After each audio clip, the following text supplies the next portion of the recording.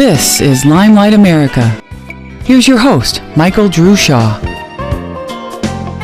Thank you, Lynette, and welcome to Limelight America, where we present one-on-one personal conversations with interesting people from all walks of life.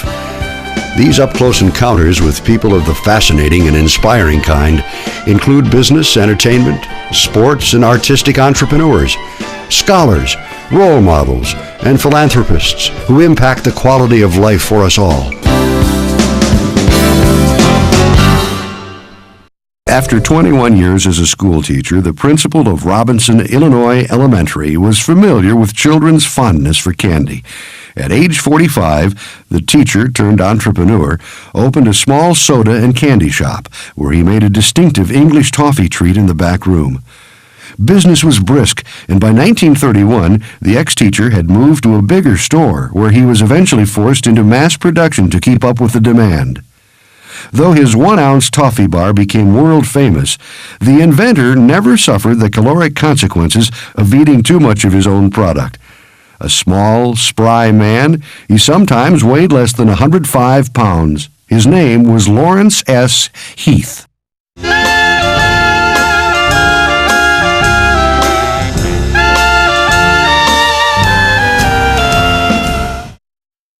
Well-dressed men in the 1900s had to endure the discomfort of shirts with heavily starched, separate collars with the roominess of a straitjacket. They prevented undignified wrinkles, but they were a pain in the neck in the truest sense. A New York entrepreneur who was tired of the rash around his neck from the starch around his collar came up with a shirt with a semi-soft attached collar strong enough to hold its shape without starch. The new design was introduced in 1919, and as you can imagine, it was an immediate success, thus making John Van Heusen the proud owner of the $1 million collar.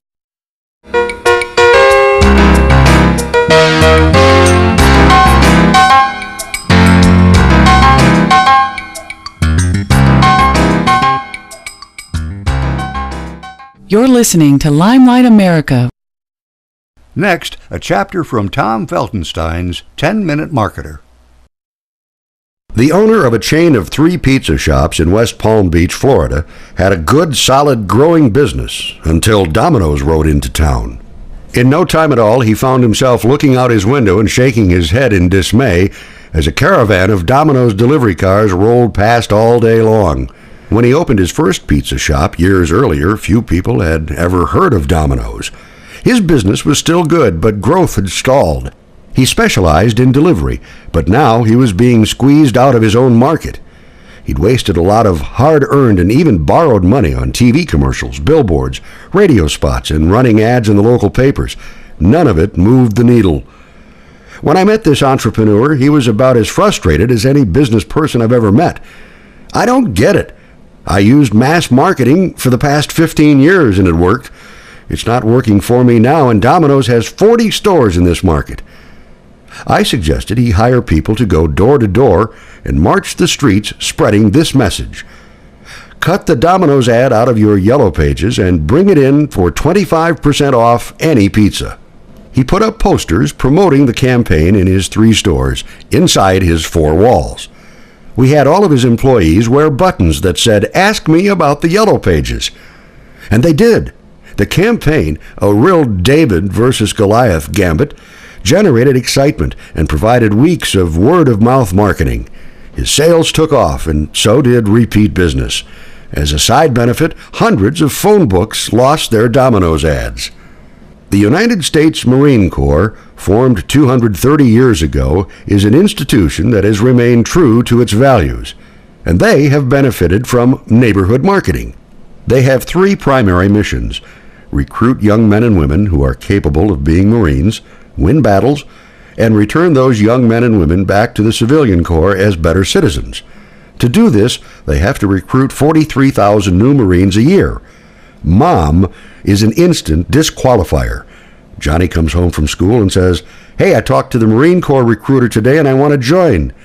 Mom grabs at her heart, falls back in her chair, and says, "How could you do this to me?" The Marine Corps recognizes how important mom and the parents are in the decision-making process. So, at an auto race in New Hampshire one Mother's Day, the Marines wanted to make a statement to potential Marine Corps families. 40 Marines in their crisp, full-dress uniforms came to the racetrack and stood in the front entrance gates. Every woman who walked into the stadium who looked like she might be a mother was presented with a carnation. The Marine who handed her the carnation came to attention, gave her a smart salute, and said, "The Marine Corps wishes you a happy Mother's Day." A total of $5 million of marketing value was created for an outlay of $4,000. The goodwill generated was immeasurable. You know, you can picket your own store. Make signs proclaiming the positive points of your business and have your employees or specially hired help walk the few blocks around your store. We did this with a store in South Florida, and it stirred up an incredible amount of attention and enthusiasm in the neighborhood. So many people were tickled to see positive picketing that reporters and news crews, including CNN, showed up to investigate the ruckus. Create a VIP club. Invite your regular customers to join. You know who they are. Give them a VIP card, priority service, membership-only invitations to sales, special parking spaces, and other perks.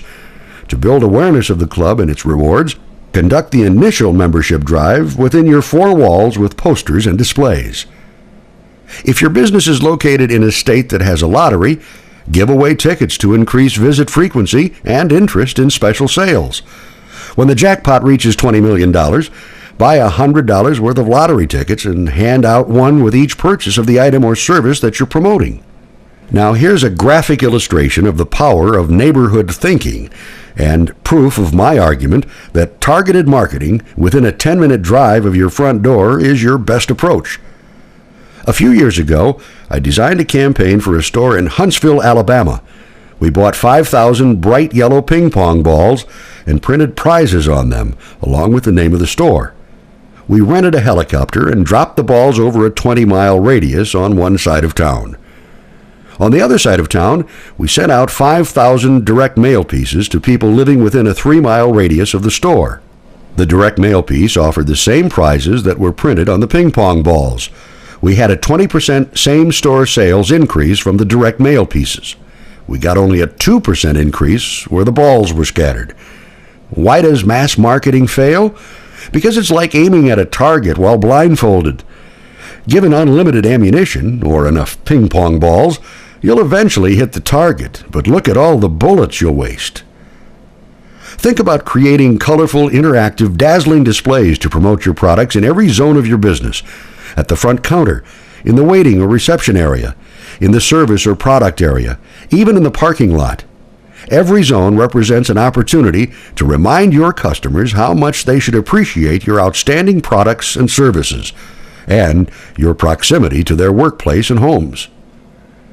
Instead of buying a scattershot newspaper ad offering the world a discount on your products or services, reward the customers you already have with fortune cookies containing promotional premiums, such as a percentage off their purchase. When it's time to pay, customers pick a fortune cookie out of the bowl, break it open, and get their reward. Independent bookstores have been battered in recent years by huge bookstore chains and Amazon.com. Yet they can survive and even thrive by aggressively marketing to their neighborhoods. Do what the big stores do. Put in some comfortable chairs, have an information counter right at the front door, and keep it staffed all the time. Banks are among the worst at neighborhood marketing. This makes no sense at all, because banks do most of their business in their own neighborhoods.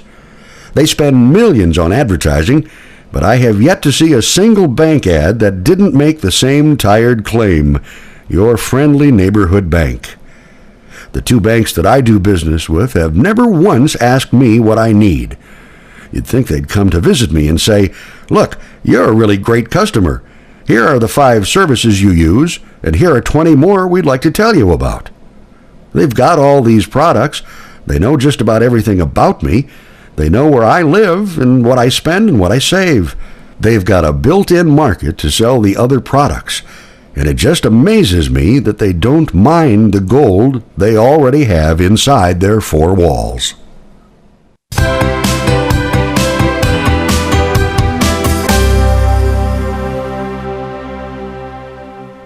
Behind the name lies a fascinating story of two very different brothers whose sibling rivalry ranks up there with that of Cain and Abel.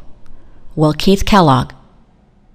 When Will Keith and John Harvey Kellogg invented the first flaked cereal in 1894, they turned the American diet on its ear. Before long, the Kellogg name was gracing breakfast tables across the country. But behind the name lies a fascinating story of two very, very different brothers. One, an eccentric doctor. The other, a sober businessman, whose sibling rivalry ranks up there with that of Cain and Abel. Will Keith Kellogg was born in Battle Creek, Michigan, in April 1860. His father, John Kellogg, a successful broom maker and staunch Seventh-day Adventist, believed Christ's second coming was imminent, and therefore placed little emphasis on education. So, as soon as young Will was old enough, he was put to work in his father's factory. Will Keith discovered that he had a natural knack for business, and by age 14, he was the company's youngest traveling salesman. 5 years later, he was managing a broom factory in Dallas. John Harvey Kellogg took a very different path.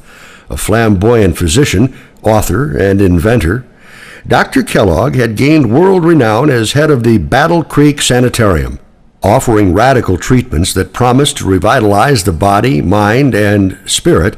The sanitarium had become a mecca for those looking to improve their health.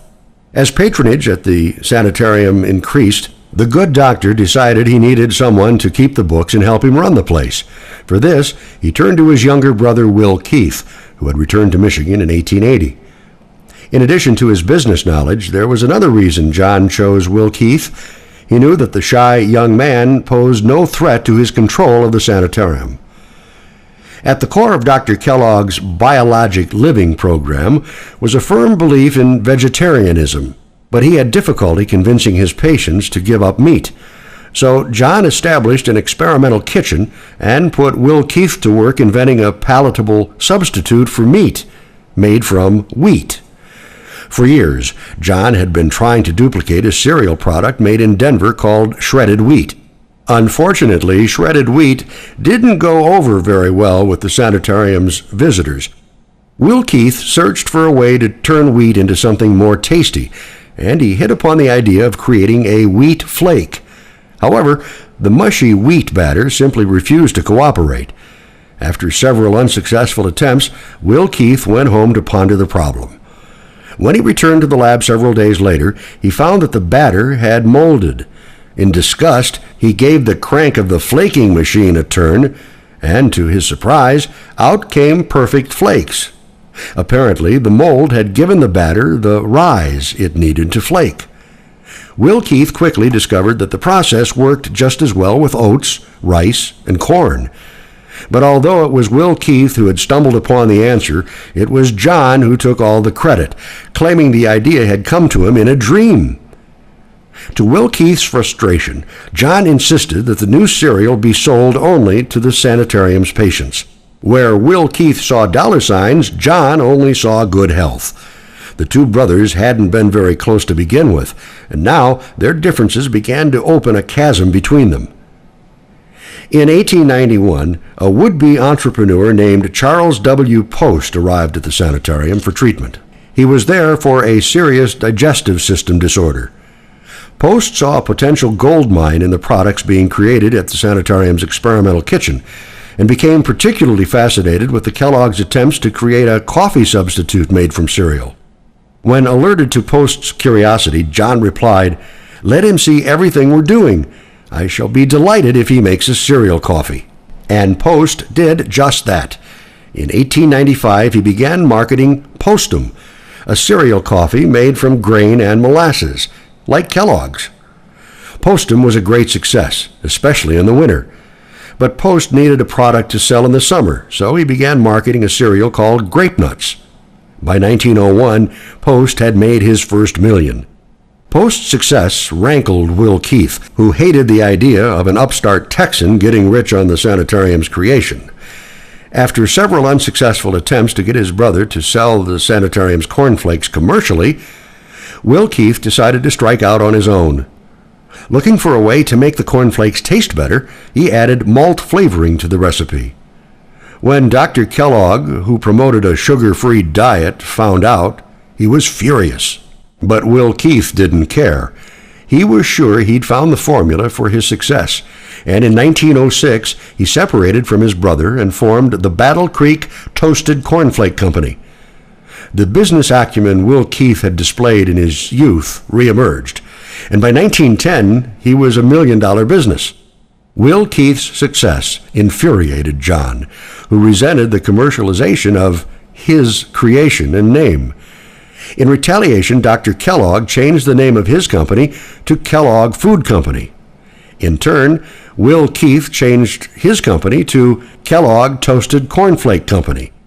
And to differentiate his flakes from those of his brother and other competitors, he added his signature to every box along with the slogan, "Beware of imitations, none genuine without this signature."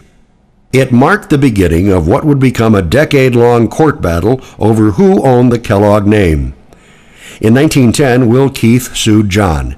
Then, in 1916, John sued Will Keith. Finally, the Battle of Bran, as it was known, reached the Michigan Supreme Court, which granted the younger brother the right to sell cereal under the Kellogg name. Defeated, John moved to Florida and rapidly faded into obscurity. Finally emerging from his brother's shadow, Will Keith quickly became a dominant figure in American business. A true marketing genius, he began giving away free samples of his cereal, which caused sales to explode. By the 1920s, Kellogg Company led the pack in what had become a multi-million-dollar industry. Throughout the years of Will Keith's growing success, he had not seen or spoken to his older brother. But when he heard reports of John's increasingly eccentric behavior, he traveled to Florida to check on his brother's condition. Will Keith was appalled to find that his brother was quickly losing touch with reality. John Harvey Kellogg died a year later, in 1943, at the age of 91. Before his death, he sent Will Keith a letter of reconciliation in which he apologized for his behavior. But Will Keith never saw it. He had become almost completely blind, and his protective staff never informed him of the letter. On his own deathbed in 1951, Will Keith was finally told about the letter. Struck that he had never known about his brother's change of heart, he sat up in bed and cried, "My goodness, why didn't someone tell me before this?" The Kellogg brothers' inability to collaborate drove them apart, but ironically, that's what allowed each to do what he did best. Today, the company that Will Keith Kellogg started nearly a century ago reigns as the #1 maker of ready-to-eat cereals. Okay, we haven't had a footnote for a while, so here's one. Flaked cereal isn't the only product invented by Will Keith and John Harvey Kellogg that regularly adorns kitchen tables across America. Included in the many different foods the Kellogg's experimental kitchen developed was a vegetarian health food called nut butter, a thick spread made from peanuts. Although the Kellogg's registered the first patent for it, they apparently never enforced it.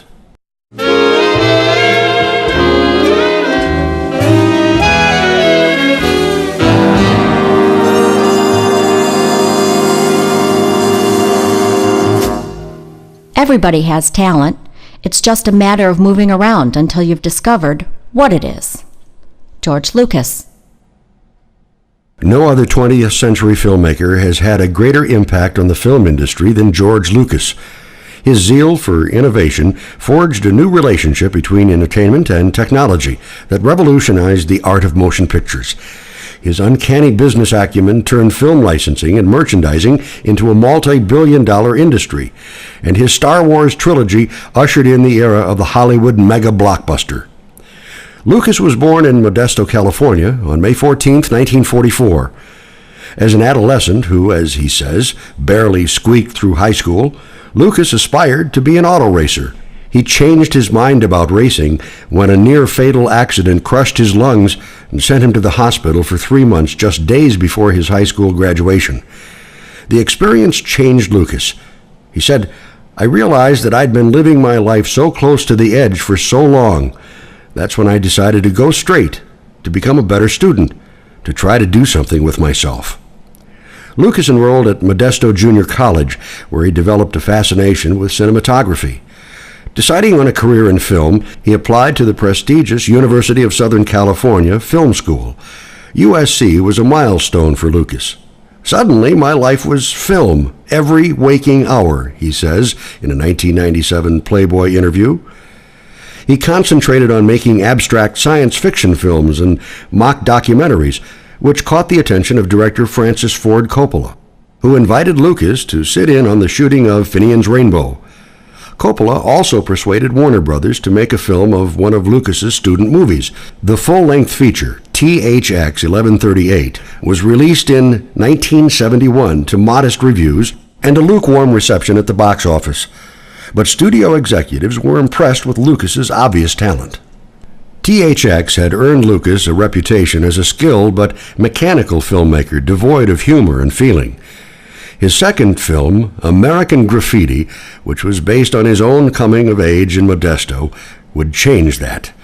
Filmed on a shoestring budget of just $780,000, the film became a smash hit soon after its release in June of '73 and eventually grossed $120 million. The film got rave reviews and made Lucas a Hollywood sensation.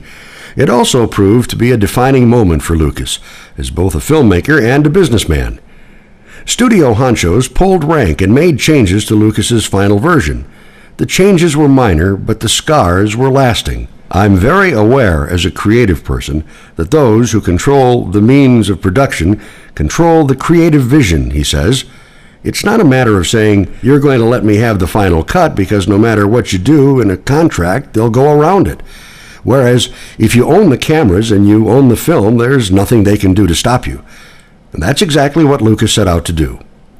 When negotiating with 20th Century Fox in 1975 for his next movie, Star Wars, Lucas cut his directing fee by $500,000 in exchange for things Fox regarded as nearly worthless: ownership of the film's merchandising and all sequel rights. It turned out to be a brilliant move, one that assured Lucas the real independence and creative control he'd been seeking. Star Wars shattered all box office records, earning Lucas about $40 million in its initial release. Merchandising would later bring him tens of millions more. Most important, Lucas owned the sequels, and thus a franchise. To maximize its value, he financed his first sequel, The Empire Strikes Back, himself, borrowing heavily to cover the $30 million production costs. Given the success of Star Wars, it was a good bet, but a huge risk. If the film bombed, Lucas would be bankrupt. Empire did exceptionally well, however, as did the third film in the trilogy Return of the Jedi, which Lucas also financed. Lucas further increased his fortune in the 1980s by producing the 3 Indiana Jones movies, for which he earned well over $100 million. Then, at the very top of his game, he largely abandoned movie making and poured his fortune into digital experiments that he sensed correctly would transform the movie business. His main focus was Industrial Light and Magic, ILM, which he created in 1975 when he couldn't find an outside company to do special effects for Star Wars. ILM's first breakthrough was a motion control camera, which could revolve repeatedly around stationary objects while remaining in constant focus, thus simulating flight. To generate cash, Lucas turned ILM into a service company. Having created a market for special effects-laden films, he began taking on work from other filmmakers.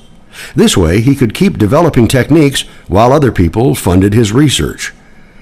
Charging up to $25 million per movie, ILM was almost immediately profitable, supplying the special effects for such blockbusters as Jurassic Park and Twister.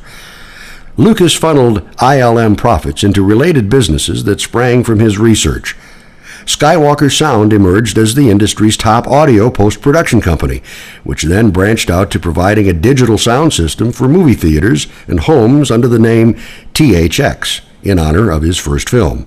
And with the founding of LucasArts Entertainment, Lucas then moved into video games, producing such top sellers as the Star Wars-inspired Rebel Assault, X-Wing, and Dark Forces. By the mid-1990s, Lucas decided to return to filmmaking and began work on the script for the Star Wars prequel, Star Wars Episode I, The Phantom Menace. To create a buzz for the new movie, he embarked on a carefully planned marketing strategy. In 1997, he re-released the Star Wars trilogy as a special edition, which scored $475 million at the box office. The huge popularity of the films built a new audience for The Phantom Menace. Just as important, it provided Lucas with the $115 million he needed to finance production, guaranteeing him both complete creative control and greater profits. Again, it was a gamble, but again, it paid off. Released on May 19, 1999, the film broke all box office records, taking in an estimated $42 million on its opening day. By September, it had become the top-grossing movie of the summer, raking in $419.4 million, more than twice as much as its closest competitor. In 2004, Forbes magazine listed Lucas's personal wealth at $3 billion. Various sources estimate Lucasfilm's worth at $2.5 billion. And while that includes earnings from the Star Wars Episode II film, Attack of the Clones, it's bound to rise sharply when profits from Episode III are all said and done. But the admitted workaholic isn't about to rest on his laurels. He has been reportedly gearing up to team with Steven Spielberg to produce a fourth Indiana Jones movie. He's working on both an animated and live-action Star Wars TV series and has been developing video games. During his nearly 40 years as a filmmaker, George Lucas has advanced the art of motion pictures by taking risks and continually pushing the envelope. He has changed the way Hollywood makes films by setting the standard for what a modern commercial movie can be.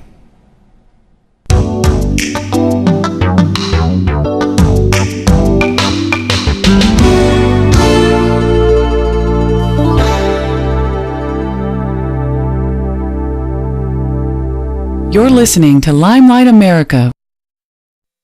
A lot of people hate to get up and go to work. Either they don't like their job, or they feel they're getting paid too little, or both. I have always liked my jobs, except for one. When I was 15, I got a part-time job as a stock boy in the lingerie department at the old LaSalle's department store. Now, most guys would think that would be a great job to have. But just imagine Will Wheaton's character, Gordy LaChance, working at a perfume counter in Stephen King's Stand By Me, and you'll get my drift. The ribbing from my buddies was more than I could take, so one Saturday I just punched my time card and walked out. It was the only time I ever burned a bridge like that. And it turned out to be a life-altering move because serendipity intervened and my radio career was born.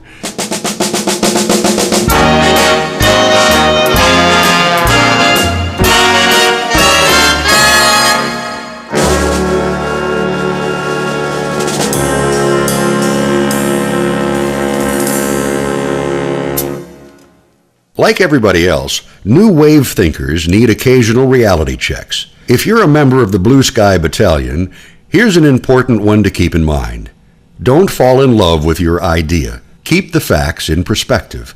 Ideas are commodities, not romance. A clear understanding of this critical point will help you stay objective when analyzing the negatives and the positives. It will also enable you to remain calm when somebody gives you their candid opinion by shooting holes in your dream. Picking your concept apart will identify the soft spots and allow you to iron out the wrinkles before you seek funding or a business partner. Worst case scenario, rigorous evaluation will prevent you from wasting a lot of time on a concept that just won't work.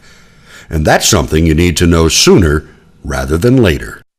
Limelight America is produced by the LA Radio Network.